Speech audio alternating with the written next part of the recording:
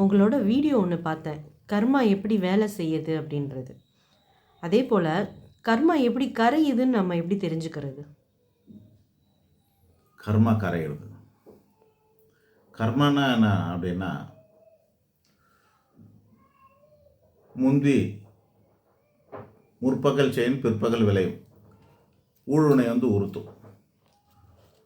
முன்பு ஒரு ஜென்மத்தில் அல்லது இந்த ஜென்மத்தில் முன்னாடி நம்ம செய்த பாவங்கள், அதாவது பாவங்கள்ங்கிறது என்னன்னா அடுத்தவங்களுக்கு செய்கிற தீங்குகள், அதுக்கு பேர் பாவம்னு பேர். அடுத்தவர்களுக்கு செய்யப்படுகின்ற தீங்குக்கு பெயர் பாவம்னு பேர். அடுத்தவங்களுக்கு செய்ய நன்மைக்கு பெயர் புண்ணியம்னு பேர். ஸோ அந்த தீங்குனால கிடைக்க வேண்டிய ஏது பின்விளைவு என்னன்னா நமக்கான கர்மா அப்படின்னு சொல்லக்கூடிய கெடுதல் தீங்குக்கு நமக்கே வரும். அது அந்தந்த ஜென்மத்திலே அனுபவிப்பாங்க. எல்லாமே அனுபவிக்க முடியுமானா அதுக்கு ஆயுள் பத்தாது, அதுக்கான ஸ்கிரிப்ட் இந்த ஜென்மத்துக்கு பொருந்தாது. அதனால் என்ன பண்ணுவாங்க, அடுத்த ஜென்மத்தில் அது நடக்கிற மாதிரி அடுத்தடுத்த ஜென்மத்தில் நடக்கிற மாதிரி கடவுள் வடிவமைச்சிருக்கிறார். இதுதான் சிஸ்டமாக இருக்குது. அந்த கர்மாவை அனுபவித்து தான் கரைக்கணுங்கிறது தான் முதன்மையான விதி. என்னது? அனுபவித்து தான் கரைக்க வேண்டும் என்பது தான் முதன்மையான விதி. எந்த மாதிரியெல்லாம் நம்ம தீங்கு செய்தோமோ அதே மாதிரியான விதத்திலேயே அனுபவித்து கரைக்க வேண்டும் என்பது தான் இயற்கையான விதி.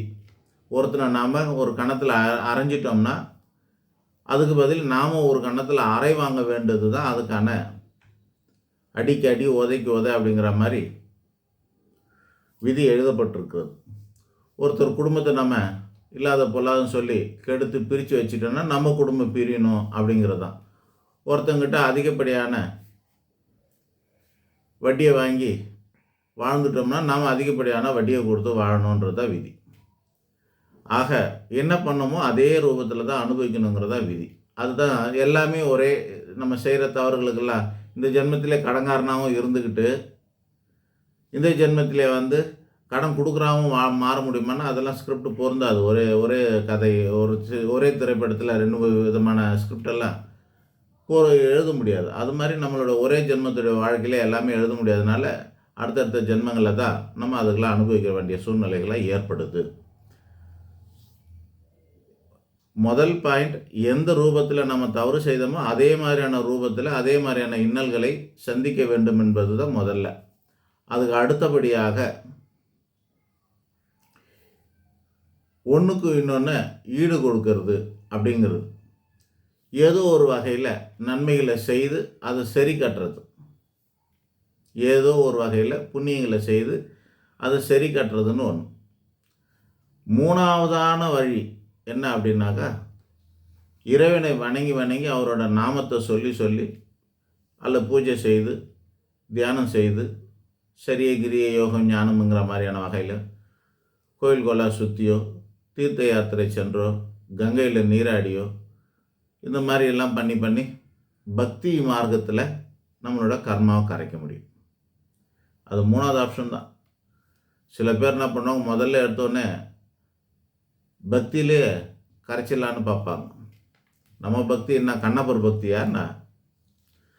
பக்த ஆஞ்சநேயர், பக்த பிரகலாதன், பக்த கண்ணப்பர், அதாவது பக்த ஆஞ்சநேயர், பக்த பிரகலாதன், பக்த கண்ணப்பர்னுவாங்க. இந்த மாதிரியான அளவுலையோ அல்லது 63 நாயன்மார்கள் அளவுலையோ 12 ஆழ்வார்கள் அளவுலையோ எல்லாம் நம்மளால் பக்தி செலுத்த முடியுமானா முடியாத காரியங்கள். ஸோ நம்ம அந்த மாதிரி பக்தி செலுத்தி நம்மளும் மகான்களாக சித்தர்களாக ஞானிகளாக மாறிடுவோன்ற மாதிரி நம்ம நினப்பில் பக்தியிலே கரைக்கலான்னு பார்ப்போம். அது சாதகம் இல்லை. அனுபவிக்கலாம்னு பார்த்தாக்கா அனுபவிக்க நம்மளால் முடிய மாட்டேங்குது. அப்போ என்ன பண்ணுறது? ஈடு கட்டுறதை தவிர வேறு வழி இல்லை. எதையாவது ஒன்று கொடுத்து என்ன கொடுக்கும்? ஒவ்வொரு மனுஷங்கிட்ட ஏதோ ஒன்று கொடுத்து வச்சுருக்கிறான். பணம் அல்லது உழைப்பு அல்லது சில சௌகரியங்கள் ஏதோ ஒன்று இருக்கும். அதன் மூலியமாக தான் நம்ம அடுத்தவங்களுக்கு நன்மைகளை செய்து நம்மளோட கர்மாக்களை கரைக்கணும். இப்போ உங்களோட கேள்வியில் என்ன இருந்தது அப்படின்னா, கர்மா கரையிறத உணர முடியுமாங்கிறது தான் கேள்வி. இப்போ நான் எப்படி உணர்ந்துருக்கிறேன் அப்படிங்கிறத சொல்கிறேன். எல்லாரும் குழந்தை பெற்றிருக்கிறோம், அந்த குழந்தைங்களுக்கெல்லாம் உடம்பு சரியில்லாமலாம் போகிறதெல்லாம் பார்த்துருப்போம். குழந்தைக்கு உடம்பு சரியில்லாதப்போ எடுத்தோன்னே டாக்டர்கிட்ட போகிறோமான்னா போகிறது கிடையாது. நம்மக்கிட்ட ஏற்கனவே இருக்கும் மருந்து, அதை கொடுத்து பார்ப்போம். இல்லையா, மெடிக்கல் ஷாப்பில் போயிட்டு ஏதாவது மருந்தை வாங்கி கொடுப்போம். அதுவும் சரியாச்சா, சரி ஆகலை, அப்போ 3ஆவதாக நம்ம டாக்டர்கிட்ட போவோம். டாக்டர்கிட்ட போயிட்டு அவர் தொட்டு கூட பார்த்துருக்க மாட்டார், குழந்தைய தொட்டு கூட பார்த்துருக்க மாட்டார். என்ன ஏதுனாரு இப்படி குனிஞ்சிக்கிட்டே இருப்பார், பேனா கையில் வச்சுருப்பார், என்ன பண்ணுது ஏது பண்ணுதுன்னு. வேணும்னா சில பேர் என்ன பண்ணுவாங்க, கண்ணில் அப்படி இப்படி லைட் அடிப்பாங்க. அது நமக்காக அடிக்கிறாங்களா இல்லை அவங்களுக்காக அடிக்கிறாங்களான்னு நமக்கு தெரியாது. அடித்தாங்க, லைட் அடித்தாங்க. அப்புறம் என்ன பண்ணுவாங்க, சொல்கிறது கூட காதில் வாங்க மாட்டாங்க. நம்ம எவ்வளோ சிரத்தையோடு போயிருப்போம், வருத்தத்தோடு போயிருப்போம். இப்படி எழுதி இந்த ப்ரிஸ்கிரிப்ஷனை கையில் கொடுத்துருவாங்க, இதை வாங்கி சாப்பிடுங்கன்னுவாங்க. டாக்டருக்கு கேட்குற ஃபீஸை கொடுத்துட்டு வருவோம். வெளியே வந்தோடனே குழந்தை சிரிக்கும், ஜுரமே காணாமல் போயிருக்கும். இந்த மருந்தை வாங்கணுமா என்னான்னு கூட அவசியம் இல்லாமல் போயிருக்கும். அதுக்கு பேர் தான், இந்த தொழிலுக்கெல்லாம் பேர் கர்ம தொழில்னு பேர். அடுத்தவங்களை கர்மாவை கரைக்கிற தொழில் தான் இந்த டாக்டருது, வக்கீல், எங்களை மாதிரி ஜோசியர், கோவிலில் பூசாரிங்கள் கூட கர்மா தொழில் தான். அதனால தான் கையில் வாங்குறதில்ல. அவங்களாம் ஆன்மீகத்துறையில் இருக்கிறவங்களுக்கு கர்மா பற்றி தெரியுங்கிறதுனால அவங்களாம் கையில் வாங்க மாட்டாங்க. நாங்களும் தட்டு தான் வச்சுருப்போம், தட்டில் தான் வைக்கணும் பணத்தை. இப்போ யாரும் வைக்கிறதில்ல, டொக்குன்னு தட்டிடுறாங்க ஜிபே, தட்டில் தான் வைக்கிறது. ஆக கடன், வழக்கு, வியாதி, சண்டை, சச்சரவு, நோய் நொடி போன்ற காரணங்களுக்காக போகக்கூடாத இடங்கள் அப்படின்னு சொல்லக்கூடிய மருத்துவமனை, காவல் நிலையம், நீதிமன்றம், சிறைசாலை, சுடுகாடு போன்ற இடங்களுக்கெல்லாம் சென்றால் அவர்களுக்கு கர்மா இருக்கிறதாக அர்த்தம். அங்கே தொழில் பார்க்குறவர்கள்லாம் கர்ம தொழில் செய்கிறார்கள்னு அர்த்தம். அவங்க தொழில் ரீதியாக போகிறாங்க. முக்கியமாக அந்த இடத்துல இருக்கிறவங்கெல்லாம் நம்ம கர்மாவை சேர்த்துக்கக்கூடாது. கண்ணியமாக வேலை செஞ்சு நேர்மையாக வேலை செய்யணும். டாக்டராக இருந்தாலும், போலீஸாக இருந்தாலும், வக்கீலாக இருந்தாலும்,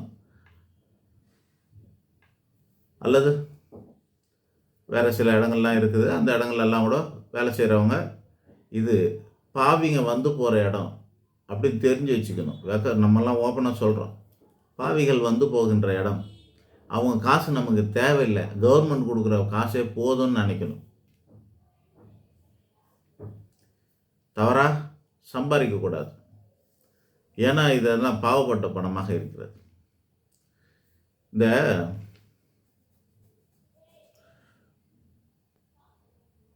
பேர் சொல்லாமான்னு கூட யோசிக்கிறேன். மார்வாடிங்க சில பேர் சில போலீஸ்லெல்லாம் மாட்டிப்பாங்க, பெரிய பெரிய கேஸில் கூட மாட்டிப்பாங்க. சில பொருட்களை விற்கிறாங்க அப்படின்ற மாதிரி, திருட்டு சரக்கு வாங்கிட்டேன்ற மாதிரி மாட்டிப்பாங்க. அல்லது கொஞ்சம் வசதியானவங்க பப்புக்கு போனேன், பாருக்கு போனேன்ட்டு, அல்லது வேறு விபச்சார கேஸ்லெல்லாம் மாட்டியிருக்காங்க, எனக்கு தெரியும். அப்படி மாட்டினவங்க என்ன பண்ணுவாங்கன்னா, பேப்பரில் வந்தாங்களா அப்படின்னா அதெல்லாம் வரமாட்டாங்க. பெரிய தொகையை பணத்தை கட்டிட்டு அவங்களாம் அப்படியே வெளியே போயிடுவாங்க. ஈடு கட்டுறாங்களாம். மானத்தை காப்பாற்றணுன்னா இந்த பணத்தெல்லாம் செலவு பண்ணிட்டு வந்துடுவாங்க, காப்பாற்றிட்டு வந்துடுவாங்க. ஆக ஒவ்வொரு இடத்துலையும் இப்போ கடன் வாங்குகிறோம், வட்டி கட்டுறோம். அது வட்டி எதுக்கு கட்டுறோன்னு நினைக்கிறீங்க நீங்கள்? வட்டி அந்த பணத்தை அவர் இப்போதைக்கு கேட்கக்கூடாது. நம்ம அதை முழுசாக கொடுக்கறதுக்கு நிலமை சீராகும் வரையில் என்னை கேட்டுறாத, என் வாசலுக்கு நீ வந்துடாத, அதுக்கு பதில் இதை வச்சுக்கன்றது தான் அது. நீ எப்போ வட்டி கட்டலையோ உங்கள் கர்மா வேலை செய்ய ஆரம்பிச்சிடும். உன்னோட கர்மா என்னன்னா அவமானப்படணும்னு அர்த்தம். அவனை பார்த்து கூணுங்கணும், அப்படியே வருத்தப்படணும், வெக்கப்படணும், வாசலுக்கு அவமானப்படணும் அப்படின்லாம் இருக்கும். அந்த மாதிரி சம்பவம் நடக்காமல் இருக்கணும்னாக்கா சரியாக இஎம்ஐ கட்டிடணும், அல்லது சரியாக வட்டியை கட்டிடணும். வட்டி எல்லாமே கர்மா கரைகிற அமைப்பு தான். நீங்கள் கரைச்சிட்டே பாருங்கள், சரியாக கொடுத்துட்டே வாங்குங்க, கௌரவமாக வாழ்ந்துகிட்டே இருக்கலாம். வாங்கின இடத்துலேருந்து கௌரவத்தை காப்பாடணும், வாக்கு மாறக்கூடாது. 5 பைசா வட்டின்னு சொல்லி வாங்கிட்டேன், வாங்கிட்டு அப்புறமா வந்து அநியாயத்துக்கு வட்டி வாங்கிறேன்னு பேசக்கூடாது. வாக்கு சுத்தமாக இருந்தால் வாழ்க்கை சுத்தமாக இருக்கும், எண்ணெய் சுத்தமாக இருந்தால் எல்லாம் சுத்தமாக இருக்கும். 1 பைசாவுக்கு வாங்கினியா, 2 பைசாவுக்கு வாங்கினியா, 3 பைசாவுக்கு வாங்கினா, 5 பைசாவுக்கு வாங்கினியா, 10 பைசாவுக்கு வாங்கினியோ, வாங்கும்போது சுய நினைவோடு தானே வாங்கினேன். அதே வட்டி அப்படியே கொடுத்துடணும். கெஞ்சக்கூடாது, மிரட்டக்கூடாது, கேவலமாக சொல்லக்கூடாது. அது நம்மளோட கர்மாவா? அந்த சூழ்நிலை அன்றைக்கி தேவைக்கு எப்படிலாம் வாங்கணும்னு இருந்து வாங்கிட்டோம், கொடுக்கணும். கொடுக்கும்போது அதே போல் பேச்சு மாறாமல் கொடுக்கணும். அப்படி கொடுக்குற பட்சத்தில் நம்ம கர்மா கரையும், இல்லைன்னா சேரும்.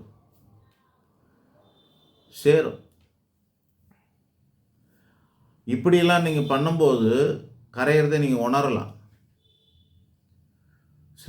வட்டி இப்போ அமௌண்ட் பார்த்தீங்கன்னா உங்களை அசலுக்கு மேலெல்லாம் பல பேருக்கு போயிருக்கும். சாதாரண மிடில் கிளாஸ் ஃபேமிலியில் இருக்கிறவங்களாம், அப்பர் மிடில் கிளாஸில் இருக்கிறவங்களாம் கோடிக்கணக்காக வட்டி கட்டினதெல்லாம் பார்க்க முடியும். அப்படிலாம் கட்டிட்டு தான் காலத்துக்கெல்லாம் கட்டுறவங்களாம் இருப்பாங்க, சாவர வரைக்கும் கட்டுறவங்களாம் இருப்பாங்க.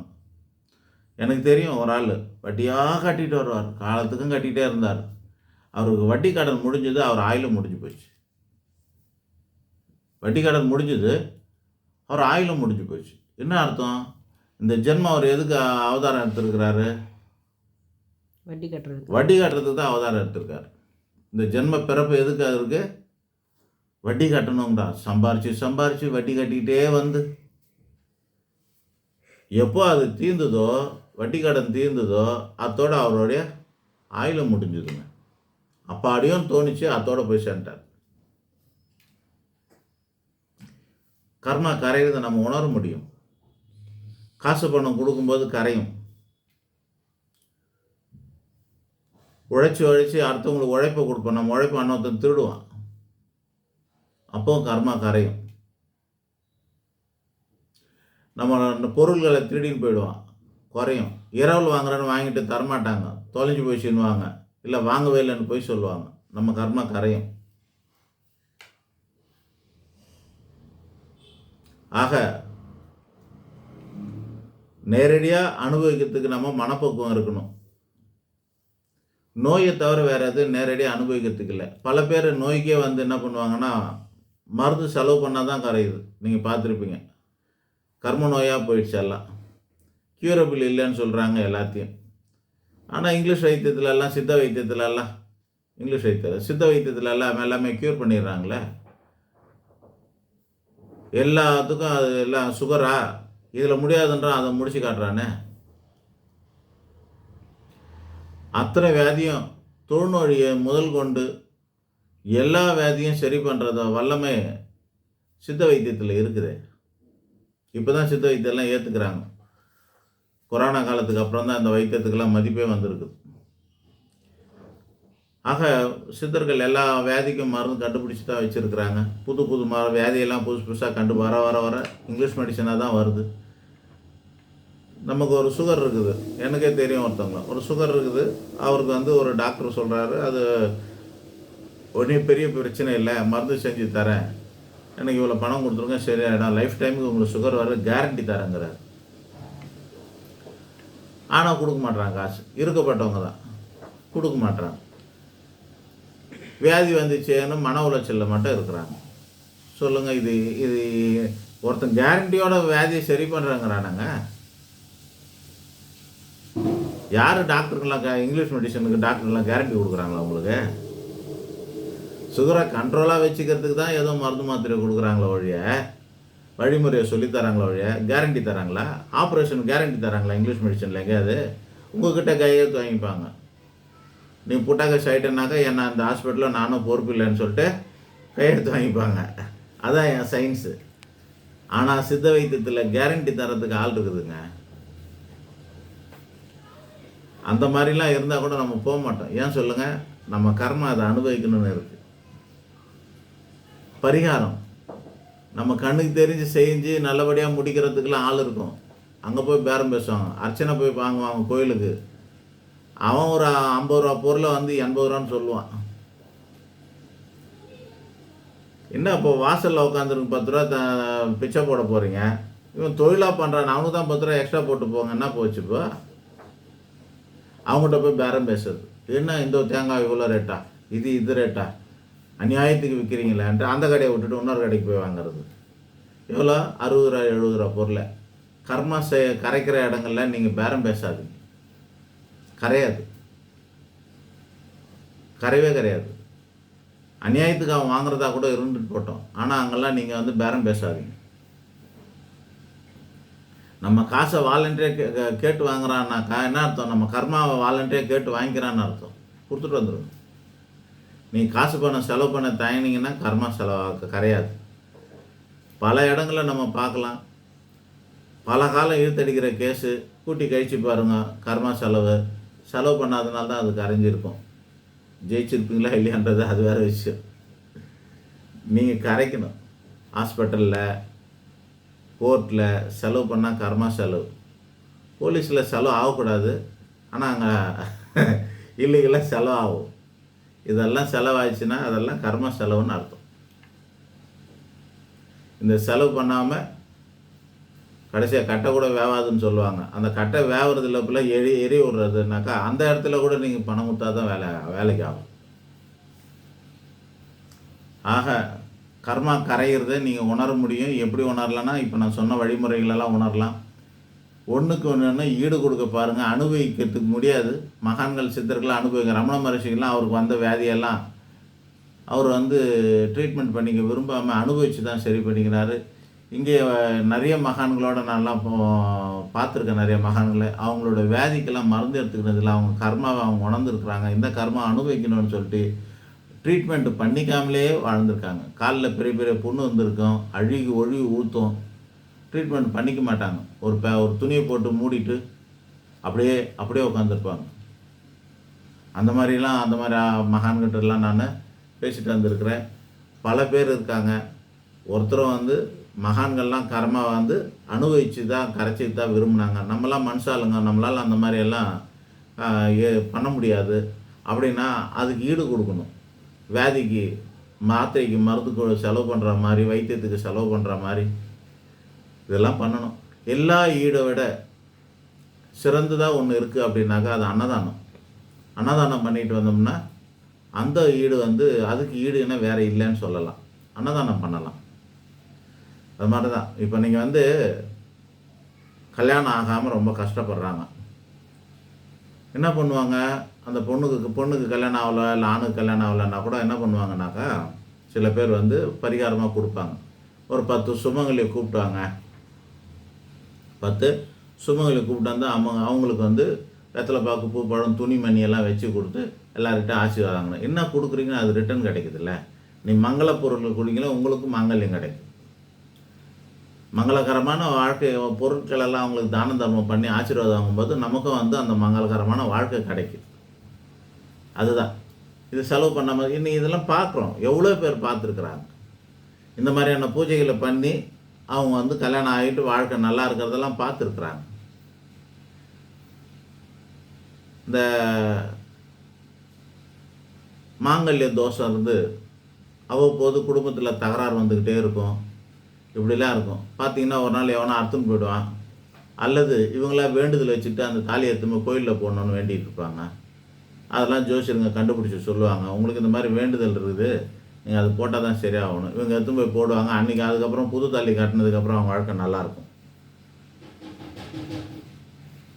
ஆக இது போடுறதுக்கு தயங்கிட்டு இருந்தால் ஐயோ காசு போதேன்னு நினச்சிட்டு இருந்தோம்னாக்கா கர்மா போகாமல் குடும்பத்தில் பிரச்சனைகள் தான் இருந்துக்கிட்டே இருக்கும். ஆக இந்த மாதிரி ஒவ்வொரு விஷயத்தையும் நம்ம வந்து யோசித்து பாருங்கள். எல்லாமே நீங்கள் என்னெல்லாம் பண்ணுறீங்களோ அதெல்லாம் அப்படியே நமக்கு ரிட்டர்ன் வரும். இப்போ சாதாரண விஷயமா இருக்கும். கையேந்து வாங்குறது, சாப்பிட்றது நல்ல பழக்கமா? கோவிலில் எல்லாம் தட்டேந்து வாங்குறாங்க, எல்லாம் பிச்சை எடுக்கிறாங்க, அது நல்ல பழக்கமா? கௌரவமான விஷயமா? ஜெயிலில் அப்படி எடுக்கிறாங்க, ஹாஸ்டலில் அந்த மாதிரி பண்ணுறாங்க, இதெல்லாம் நல்ல பழக்கமா? நான் அதெல்லாம் கிடையாது. ஆனால் கல்யாண வீட்டில் போய் பஃபே சிஸ்டத்தில் போய் நம்ம எப்படி கையேந்து ஏன் வாங்கணும்? அது கௌரவமா? அது விருந்தா? அது கையேந்து சாப்பிட்றது பேர் விருந்தாங்க? அது நாம் கல்யாண மண்டபத்தில் வச்சு நமக்கு சாப்பாடு போடும்போது உணவுப் பொருட்களெல்லாம் ஆசைக்கு எல்லாத்தையும் வச்சு சாப்பிட்டு அந்த காலத்தில் கேட்டு கேட்டு போடுன்னுவாங்க வாழையில போட்ட காலத்துலலாம். அவங்களுக்கு என்ன வேணுமோ கேட்டு போடு. தேவையில்லாததை போட்டு அதை எடுத்துமே இலையில மூடி எடுத்து போய் போடக்கூடாது. வேஸ்ட்டாக போகும். உணவுப் பொருளில் வீணடிக்கக்கூடாது. அப்போ என்ன பண்ணுவாங்க, கேட்டு போடுன்னுவாங்க. என்ன வேணுமோ கேட்டு வாங்கி சாப்பிடுங்கன்னு சொல்லுவாங்க.